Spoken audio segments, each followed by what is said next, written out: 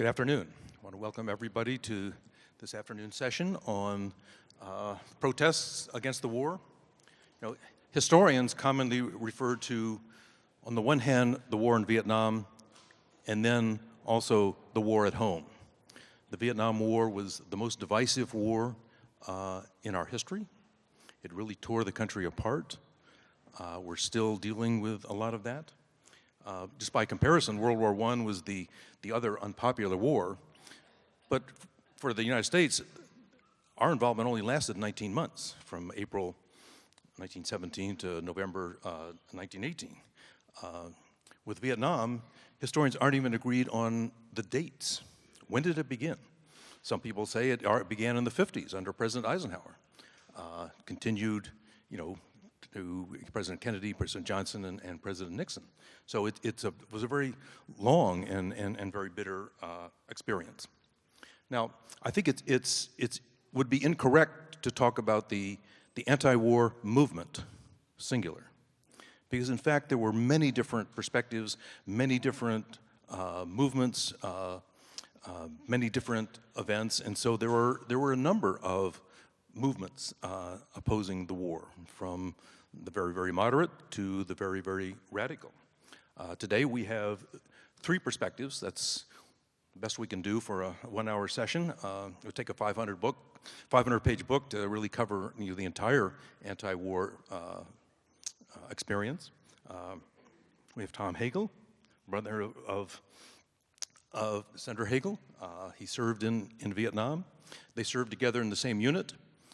Interestingly, coming out of World War II, the Defense Department had a policy where family members could not serve together. It's the famous tragedy of the Sullivan brothers from Iowa, who were all served on the same ship, and they all died when that ship was sank. But I guess you can volunteer to have that rule waived for your purpose. We have Chris Reed, professor of public administration at UNO. As an 18-year-old college freshman, she was very involved in Senator Eugene McCarthy's campaign for president, which of course forced President Johnson to decide not to run for re-election. Then we have Doug Patterson, professor of theater here at UNO, who was very involved in some very militant protests against the war. So we'll begin. Tom, do you want to tell us about your experience? Again, I was over in Vietnam as an infantryman. I started out as a member of a cavalry unit, as a reconnaissance person, since I had a rifleman MOS. It was up near the DMZ, we worked with some Marines for a while. But it was basically a tank group. When you think of cavalry, probably all think of John Wayne and horses. This was tanks. But I was a member, again, of a platoon that went out ahead of them and kind of scoped out the area. But in any event, I was up there for, I think, 1 or 2 months. Chuck was down in northwest, it was northwest of Saigon, near the Iron Triangle area. And I thought, it'd be nice if I was in a unit where I at least get to see him, maybe once or twice during our entire time over there, because he had gone over there I think it was about a month and a half before I did. So I put in for a transfer. I didn't put in a transfer for his unit. I just put in for a transfer because it never, ever dawned on me that there was even a possibility of us being together. But to make a long story short, I ended up in the same infantry division, 9th Infantry Division, same battalion, got right down to the same company and platoon. So we spent our time together over there, literally with each other every day.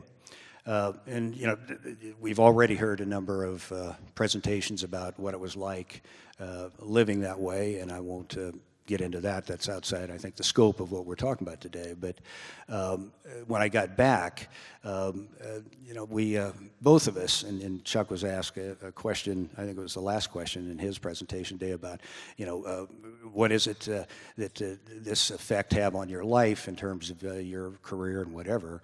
And both of us agreed that the primary thing that I think was for both of us to say, after this experience, we want to do something that makes a difference. I think it was General who told us today that that's what he was very eloquent in talking about West Point and what he learned. But that's hopefully what has controlled our lives and motivated us. But in any event, got back, he got back again about a month and a half before I did. I got back in February of '69, got a job at the post office, and then started school in August of '69.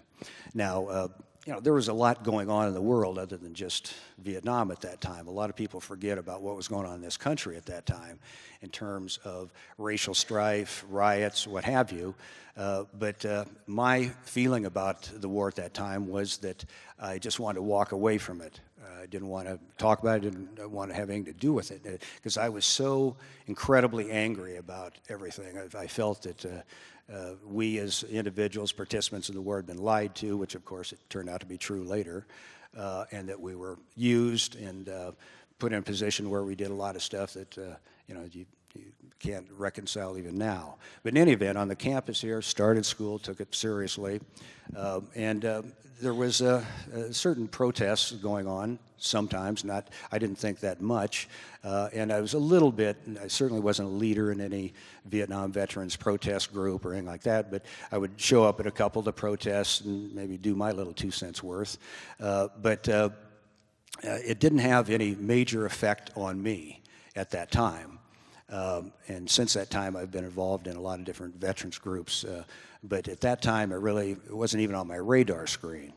But the impact, I think, that the Vietnam War has had, that so far, I don't know if it's really been talked about, is I think this was the first war that had the result of delegitimatizing the government in the eyes of the populace. You can go through American history. There's always been groups of people who have been opposing various presidents, various political parties, what have you. But this, when I look back at history, I think of that this is the first time where I think there was a mass movement that did not recognize the government, not just the individual participants, Johnson and later Nixon and what have you, but the government itself as not legitimate because of the way, again, there was the way that they conducted the war, lied to the participants, and then, of course, threw them by the wayside after they got finished with it. And I think we see that today. It's kind of scary to see that there's a lot of people in the country today who, with these crazy conspiracy theories, some of you may agree with them, I don't know, but who don't see the government as a legitimate institution, and consequently, they question everything. Now, I'm a strong skeptic on about everything, and I don't take everything at face value, but that has a serious impact that I think has carried over to today. This idea that a lot of people think that, well, it's not just the Democrats, it's not just the Republicans, the Libertarians, you pick your group, but it's the government itself that is not legitimate, that you hear things about the government's involved with trying to get a particular candidate elected president, that therefore we can't believe anything that they tell us. And that goes, I think, to the very core of our democratic institutions. If we have a lot of people, and some polls show that more than 50% believe things like that, then our country is in major trouble. And I think the first fires that were lit that led to where we are today in that regard was a result of Vietnam. Thanks, Tom. Chris? Afternoon. So I was 18 years old, had just started college, small liberal arts college in Connecticut, and went up one weekend with some other classmates to volunteer for Gene McCarthy, who at that time was just starting his campaign against a sitting president, which was a pretty big deal. And so I ended up staying up there, ended up taking a leave of absence from college, which my parents were not happy about.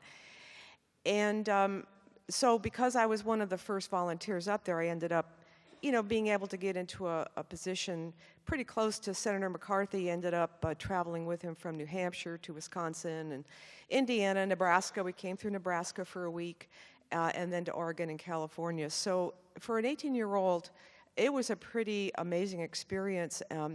And so I've thought a lot about what kind of observations I wanted to share with you today, and I will definitely get into that in just a second. But I just want to make a plug for the NET documentary that Bill Kelly produced along with John Prescott, called The Year Nebraska Mattered. Some of you may have seen it already. If you haven't, I really recommend it highly. It talks about the couple of weeks in '68 during the presidential primaries when just about every candidate came to Nebraska to campaign, including Senator McCarthy. And I may talk a little bit more about that in a second. But so, you know, the people who were working for Senator McCarthy were primarily folks like myself. We were called the Clean for Gene group. And I suppose, you know, you could say I was, you know, working within the system. I was not one of the folks who were part of the group who were protesting, say, at the Chicago Democratic Convention, although, you know, there was a lot of overlap between the groups. And, you know, Senator McCarthy was asked by the anti-war movement to run against the war, and so he did, and he was the first one out front, and I'll get back to that point in a minute as well. So I thought a lot about, you know, what observations I wanted to share with you as someone who was there, you know, literally right next to Senator McCarthy for the 8 months that we were campaigning. And so I guess the first thing I wanted to just say was that, you know, he thought long and hard before he decided to run. He was on the Senate Foreign Relations Committee for a number of years, and he, and this is kind of apropos of Tom's point, you know, he heard a lot of, you know, sort of stuff said to him both behind closed doors and then in Senate hearings from, you know, Defense Secretary Robert McNamara and Secretary of State Dean Rusk about how wonderful everything was going in Vietnam, and it wasn't jiving with what he was seeing on TV and what he was hearing in other places. And so he went from being sort of privately opposed to the war to making statements publicly and then deciding to run for president. So, you know, it took him a long time to get to that point. In his book, The Year of the People, brought a copy with me, I've had it since I came home from the campaign. He talked about the Senate colleagues that were also opposed to the war that backed him, and it was the loyal opposition is what they called themselves. They were Democratic senators. He mentions a number of senators who stood with him, but conspicuously he never mentioned Senator Robert Kennedy. And so when Senator McCarthy won the New Hampshire primary against Lyndon Johnson and eventually leading to the president dropping out, saying he wouldn't run for re-election, Senator Kennedy started to reconsider what he had assured Senator McCarthy he would never do, which was run for president. So, you know, that set up a real tense conflict between the two campaigns.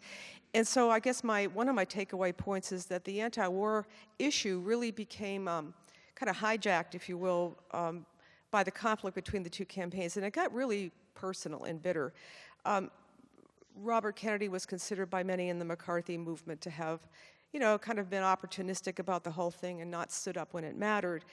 And when he entered the campaign, he really broadened his appeal to include issues around civil rights and other issues that were not up, you know, front and center with the McCarthy campaign. So, and by the way, in that NET documentary, there's a wonderful clip of Senator Kennedy in North Omaha campaigning up there, standing on the top of a car with hundreds of people surrounding him, and it was very emotional. The first time that a presidential candidate had ever gone to North Omaha. So again, that documentary is really powerful. But you know, for Senator McCarthy, it was, you know, really he was on the defensive from that point on, and sort of on a downhill slide.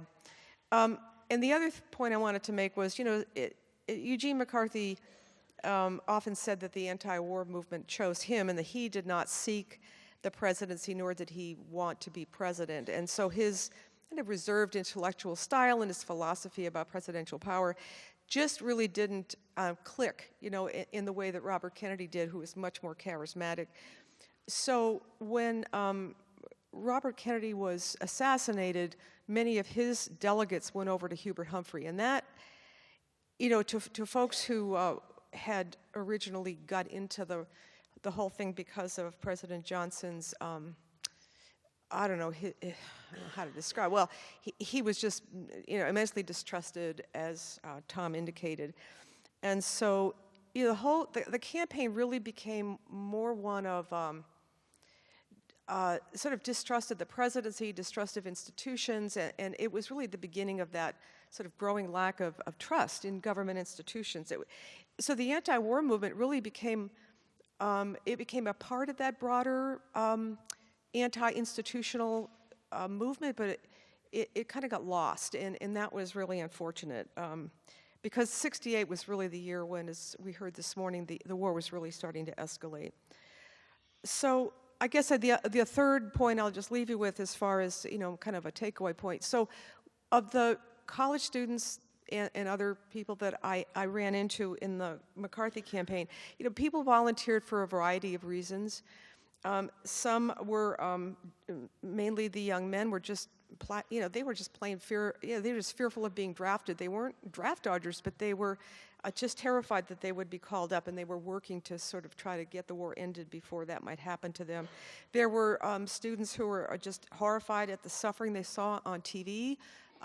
The first time, I think, in a war that we were able to see those images carried right into our living rooms, and that played a huge role, as I'm sure we'll discuss in the next session.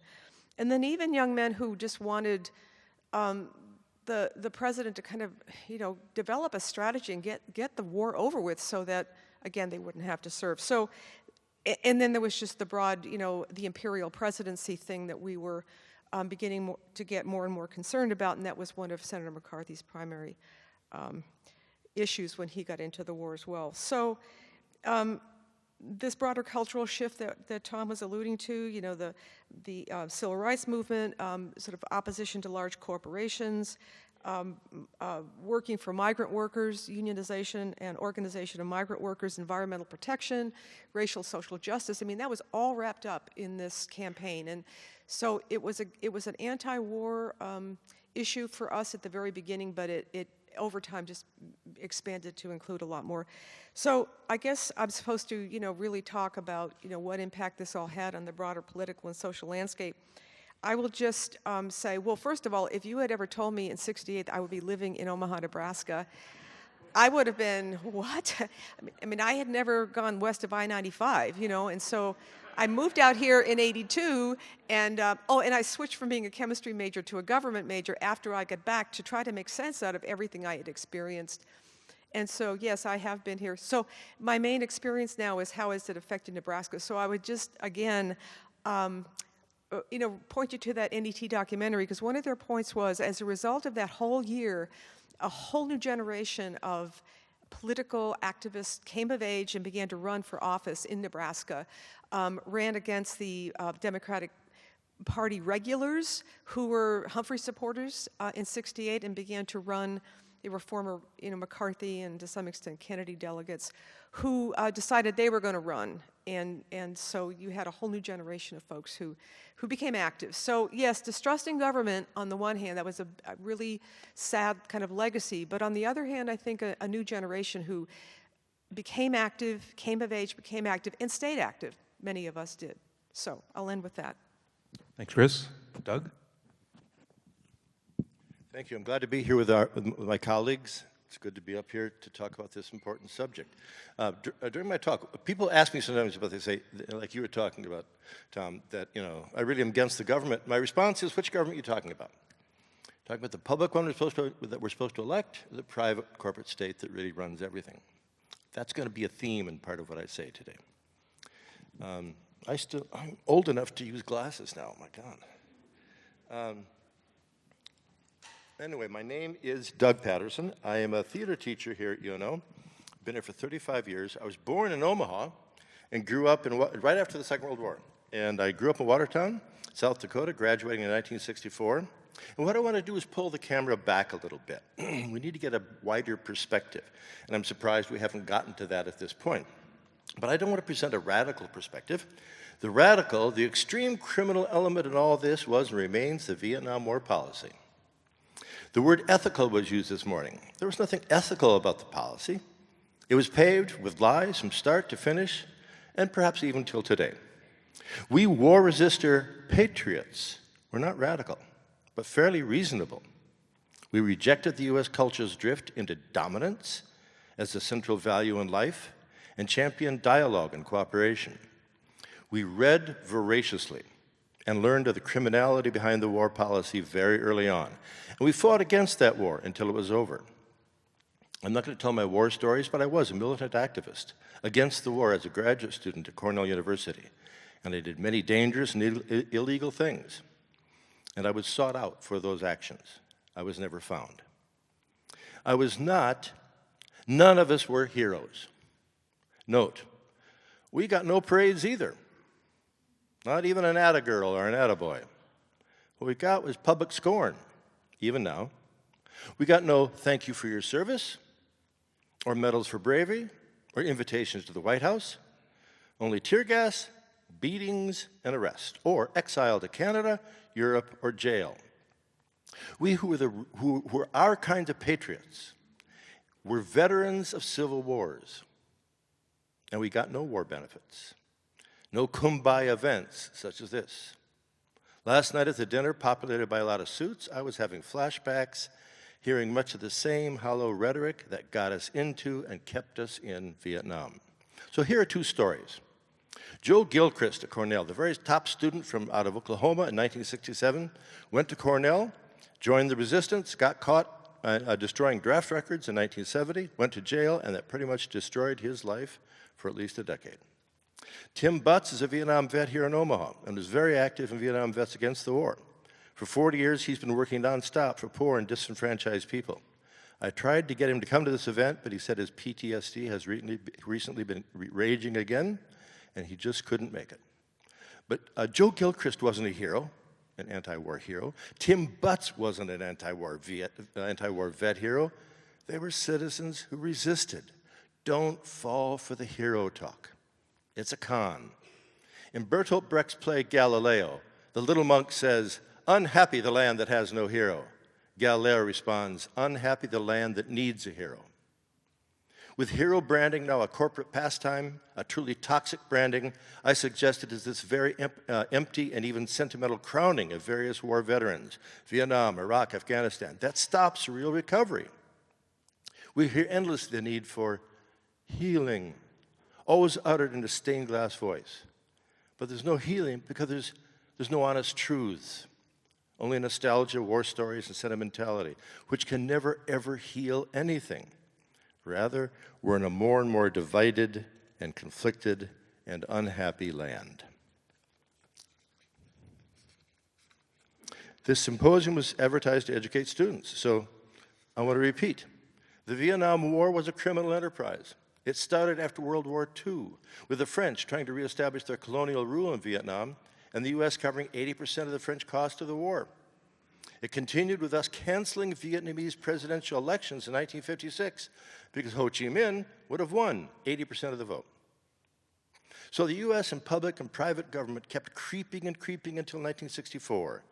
Then Democratic President Lyndon Johnson and his fog of war secretary, Defense McNamara, manufactured the Tonkin Gulf Incident, and students should know about that, which is a flagrant constructed lie, and which led to the invasion and the criminal war from 1965 to 1968. It was then sustained for 7 more years by the truly criminal Richard Nixon. The war was not brought us by the nation, as General Dempsey said this morning. It was brought by the suits, the rulers, the military opportunists who knew that in war there's a lot of promotion. Vietnam shares the cancerous Con of the Decade prize with the war in Iraq, in that both were started with vicious, manufactured lies by the suits. And veterans paid and continue to pay a heavy, heavy price for those lies. Let me digress a moment to remember some other victims of these manufactured wars, the people and children of Iraq, of Syria, of Afghanistan, and the 3 million dead Vietnamese, with the country still recovering from the war that was made on its very ecology. This belief that somehow the United States private corporate sector and its government and military has to dominate the world and get its resources, and therefore has the right to invade and occupy resistant countries, has continued from Vietnam up to this day, War-wise, the only difference between the 1960s and now is the number of wars the United States corporate state can keep it going at once. Then it was one, and now with Rumsfeld thinking, it's at least three: Afghanistan, Iraq, and Syria. But be sure to add Somalia, and Libya, and Yemen. Osama bin Laden tried a half-dozen times to provoke the United States into a land war in the Muslim world. And boy, did he succeed. Our national government budget now is committed 2/3, 66%, to war making and maintaining. In 1925, Calvin Coolidge said, "The business of American business." 90 years later, we can honestly say the business of America is war, and it's very profitable. There's one of the legacies and one of the non-lessons of Vietnam. It paved the way for the possibility of endless war, continued, by the way, by President Obama with his Nobel Peace Prize in hand. So I put out this challenge to the veterans here. The war makers, the war profiteers, the suits, the war-obsessed rely on the assumed consent of veterans decade after decade. I beg you to subject everything that the powerful say about war, including everybody said in the symposium, including me, subject it to razor-sharp critical thinking. Both of the two current candidates for president will probably take us into another war. One of them is war-obsessed, and the other will just grope his way in. Aw, sorry. Anyway, don't fall for it. I certainly didn't come here to make sense out of the Vietnam War, as our panel title instructs. I did want to represent the voice of those millions and millions who protested for justice and peace. As for patriotism, this has been taken by the military and the ruling class, and it's hard for us to have it. But if I had to answer the patriotism question, I'd say, if it means supporting endless corporate-based wars, if it means supporting the unrelenting oppression of people of color, of women, gay people, non-English speakers, non-Christians, 2 million prisoners, and the mass of poor and homeless people, I'd say I'm decidedly not patriotic. If it means supporting the rich, white, male ruling class of the United States, the patriotic response is to dismantle the mechanisms that sustain that class. One way for me to do that is to always reject inherited privilege of me being white, male, straight, a U.S. citizen, educated, and middle class, and to reject by standing always with oppressed people. But finally, if the patriotism means standing with all the people of one's country, with all the people who have to work to stay alive, if it means standing with all the oppressed of the United States, if patriotism means screaming global climate change when we in Omaha hit 85 degrees on October 28th, right now, after the hottest September on earth, if patriotism means standing with the native peoples of Standing Rock facing off against the criminal oil cartel with 120 natives arrested last night, just as we were 50 years ago, if patriotism means standing with all of the people of these united and divided states, which was a glimmer in the original vision, then I believe I'm one of the more patriotic people I know. Peace, brothers and sisters, from a veteran of civil wars. Thank you.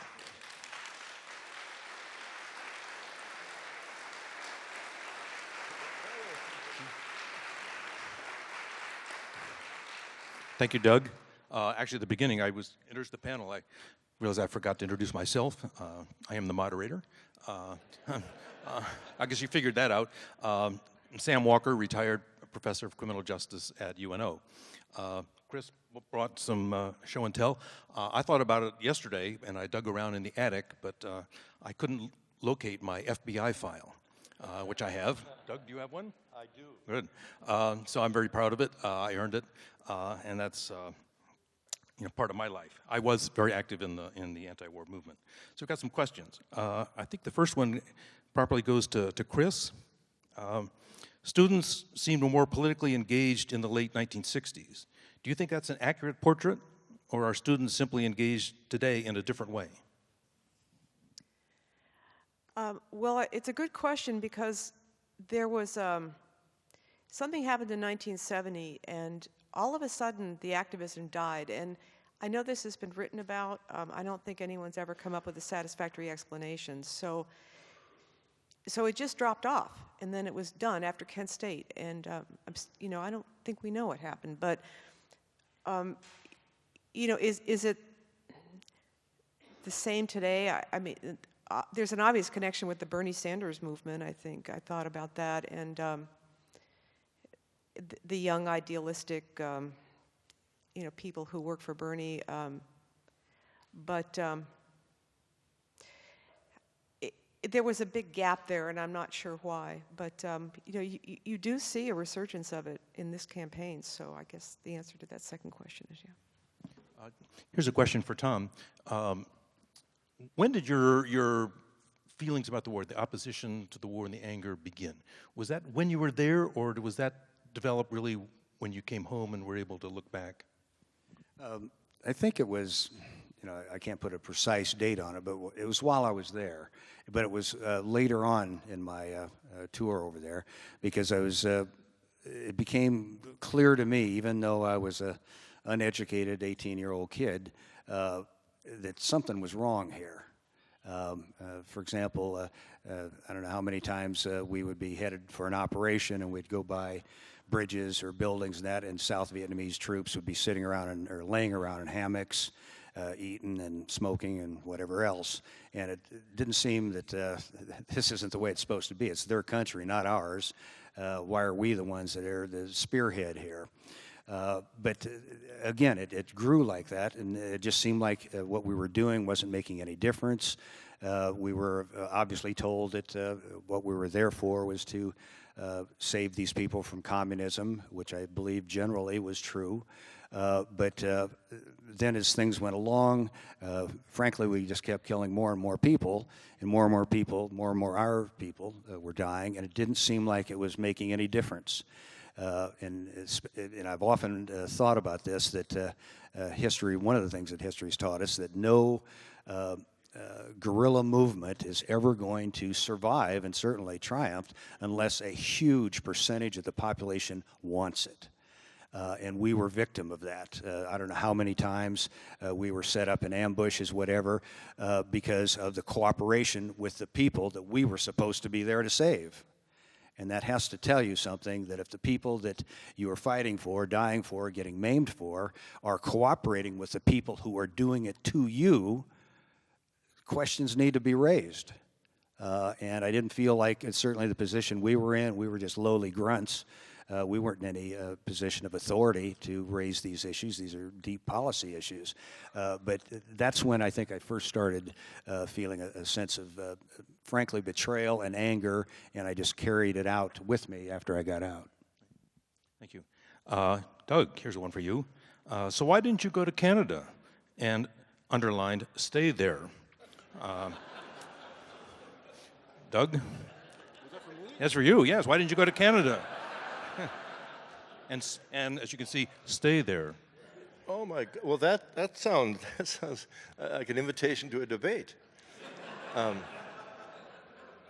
of the things Che Guevara said when young people went down to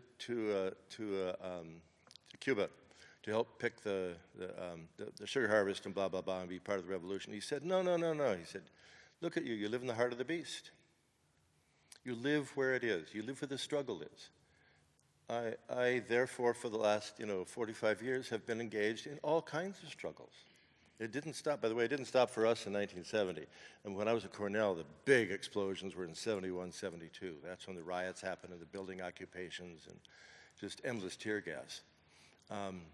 So my sense is that this is where struggle needs to happen. This is where we have, I think, a corporate state that is truly oppressive. And so I stand with the natives up in Standing Rock, and I stand with women in their struggles.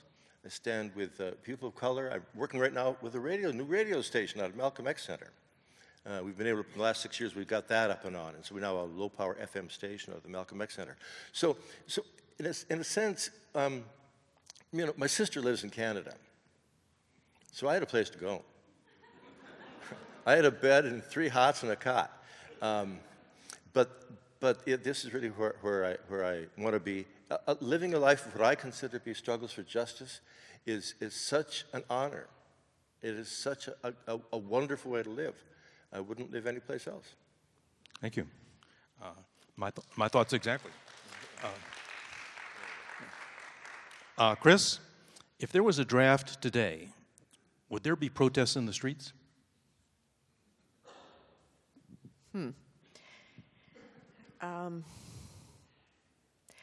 I don't know how to answer that other than to say that many of the people that I work with in the primaries were there because they were terrified that they would get drafted. I mean, I don't know how else to answer that. I mean, the implication is it would make a difference, but I'm not sure how. Tom, you want to give that a try? I think there would be riots in the streets, but not just the people who are potentially being drafted, but their parents. Go back in time and take a look at before the lottery, where that was a pre-lottery time where if you got your draft notice and you were 1A, then that was it. It was across the board. It didn't matter who your parents were or whatever, other than the ones that had enough money to buy their kids out through phony doctor excuses. Consequently, so many people who went in, not all, but so many people went in, were like Chuck and I were. We were young kids from probably lower middle class at best, not particularly well educated, especially me.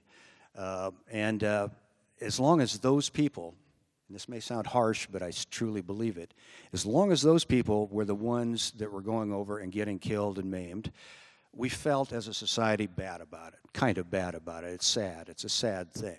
But as long as they're not taking your kid, then we'll put up with it. But as soon as the lottery comes in, guess what? Then everybody comes out, or after enough of these people were killed, that brought the lottery in, and it was, frankly, when too many kids were getting drafted from the white middle class, frankly, that all of a sudden we need a lottery. And that insulated so many of these potential draftees from it. So to answer the question, I think if they did away with the volunteer army, which I think is one of the results of the Vietnam draft, is that there would be certainly protests. I don't know about riots in the street, but there'd certainly be protests because the same issues would come up. Thank you. Here's one I think we'll throw it out for each of you. So let's go down the row here. For a politician to get elected, they must be pro-war labeled stronger on defense. Why haven't we learned their lessons from Korea, Vietnam, and now the Middle East? Doug, you want to start? Well, I'd say, sort of picking with what Chris said, the Bernie Sanders campaign just totally surprised everybody. Look at the strata of people, how many people got behind what was essentially, a no-war, no-intervention policy, a critique of the corporate state, a critique of the corporate funding of the government, talking about climate change and whatever. And all of a sudden, there were millions of people doing that, especially young people. Now, I worked for Bernie, but I was struck by how many young people there were. So in one sense, you don't have to do those things. But what it takes is leadership. And one of the things I've been so critical of the Democratic Party, I'm not a Democrat, I'm not a Republican, I don't have a lot of time for elections, to be very honest. But one of the things I get critical of the Democratic Party is it doesn't have any principles it's willing to lose elections over. Just sticks his finger up in the air and say, how can I get elected? Well, I would like to see a party that has some real principles, like, staying out of these various countries through invasion. First of all, I think it's a pretty complex question. One of them is that we need to elect people who don't see use of force as the only alternative, or certainly the first alternative. We've all known presidents in the recent past who seem to use that as their first response, is to deal with it in terms of a forceful way. The other part, though, is a broader issue. Right now, as I sit here with this crazy election cycle going through, the chickens have come home to roost. We live in a democracy. When I hear people say, these people that are in, they don't believe in anything, and they just say whatever it takes to get them elected, don't come crying to me about it. Have some guts and some integrity to vote for people who stand for something. And all you got to do is turn on the television anytime in the last few months, especially, and recently, and especially you see the congressmen and the governors who are so disingenuous, so gutless, that they'll come out and say, well, I don't endorse this person, but I'm voting for him. Well, come on. And that's exactly what... Who was that? We'll I can't remember. We'll leave that out of it. If you folks don't know by now, then you're living on another planet. but that's exactly what so much of the criticism is about the institutions, that it's viewed as so corrupt. But why is it corrupt? It's corrupt because we keep putting the same people back in who people complain about. I always love to hear people say, yeah, the Congress, every congressman, every senator is corrupt in that, but mine isn't. Well, come on. If that's true. Ours is, yes. But again, it's up to us. This is a democracy, and I think we forgot about the power we have to sit back, and even though you have candidates that are supported by massive amounts of money and what have you, there's always some people, hopefully, that are running that may actually believe in something, that a shared belief that you have, and it's up to us as members of this society. We are the most important people in this society. It's called a citizen, not the president, not congressmen, but the citizens.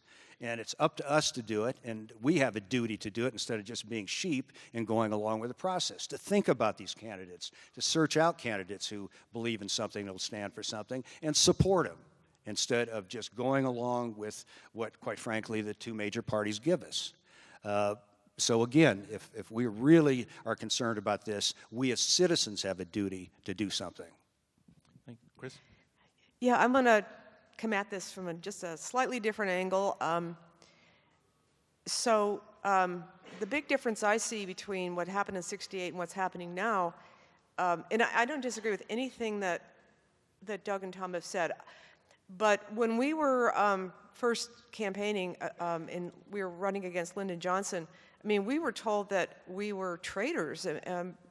There was one I forget if it was the Manchester Union leader or anyway, or maybe it was even the White House that said that, you know, a vote for McCarthy would be greeted with cheers in Hanoi. I mean, there was a sense that, you know, and when you talk about patriotism and protest, I mean, we were told we were not patriots. So one thing that I do think has changed for the better is that a candidate like Barack Obama can run opposed to the Iraq War, or candidates can say, yeah, I voted against the war, and not be labeled as traitors, or people can work for Bernie Sanders and not be labeled as traitors. And so there has been that change that I consider to be a positive. Thanks. We had two questions from the audience involving the environmental impact of the wars that we fought. One of them specifically mentioned Agent Orange in Vietnam, but there have been similar impacts in the Middle Eastern venture. Who would like to take that? Just very briefly, this is a huge subject that we certainly don't have enough time to talk about. But what struck me is that Chuck and I went back to Vietnam, I think it was 1999, and spent, I think, close to a week there. But I'll never forget that when we were coming in, flying in and getting ready to land, I think it was right outside of Saigon, what struck me when I looked out the window were nothing but craters. And I mean, the landscape was nothing but craters. And I thought, this is so odd. They were full of water, but what they were bomb craters. And what's been done to that country is incredible in terms of pollution. You've heard all about the birth defects, and not only the pollution in terms of the water and that, but the various herbicides that we sprayed that got into the chain of the foliage over there, and it's caused all sorts of problems. But this is one of the things that they were talking about this morning when they're talking about making decisions to go into war. You have to look at the ramifications afterwards, not just who's going to rule the country or what the economic problems are, but the environmental problems, because they have had incredible problems dealing with birth defects, Agent Orange, the presumptions of certain connections between Agent Orange and different maladies. So that's going to be part of the legacy of the Vietnam War. Anybody else want to take that on? Just to the veterans who are here, veterans know that they've been dealing with the issue of Agent Orange and various other poisonings for a long time. And the United States government has been dancing around that and didn't come forward and denied people coverage and still denies people coverage. So, you know, if we're going to stand with all the people in the United States, we need to stand for sure with veterans who were damaged in many ways by that. And yet, in our series so far, we hear that a lot of Vietnam veterans are doing pretty well. So that's right. Thank you. All right, we've got just under 5 minutes left. Does anybody have any thoughts about some issues that haven't been discussed that you'd like to wrap up with? Do I have any notes left? I know.